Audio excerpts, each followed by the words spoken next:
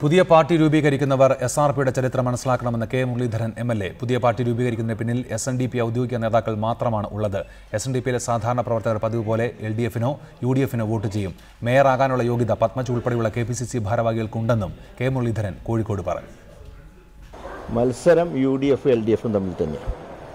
അതിൽ യാതൊരു സംശയവുമില്ല. മറ്റേതൊരു താൽക്കാലികമായിട്ടുള്ളൊരു പുകമറ മാത്രം. BJP SNDP സഖ്യെന്നും പറഞ്ഞുകൂടാ. അതിൽ SNDPയിലെ ചില ഔദ്യോഗിക നേതാക്കൾ രൂപം നൽകിയൊരു സഖ്യമാണ്. സാധാരണ പ്രവർത്തകരൊക്കെ UDFന് വോട്ട് ചെയ്യുന്നവർ UDFനും വോട്ട് ചെയ്യും, LDFന് വോട്ട് ചെയ്യുന്നവർ LDFനും വോട്ട് ചെയ്യും. അപ്പോൾ അത് മൂന്നാമത്തെ ഒരു മുന്നണിക്ക് കേരള രാഷ്ട്രീയത്തിൽ ഒരു പ്രസക്തിയില്ല. ഒറ്റ വോട്ടും BJPയിലേക്ക് പോയില്ല. ഞങ്ങൾക്ക് കിട്ടുന്ന വോട്ടൊക്കെ ഞങ്ങൾക്ക് കിട്ടും.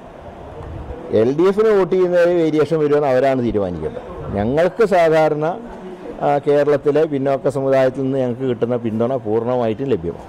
യോഗ്യത എല്ലാവർക്കും ഉണ്ട്. KPCCയുടെ എല്ലാ ഭാരവാഹികൾക്കും ഏത് സ്ഥാനം വഹിക്കാനും യോഗ്യതയുണ്ട്.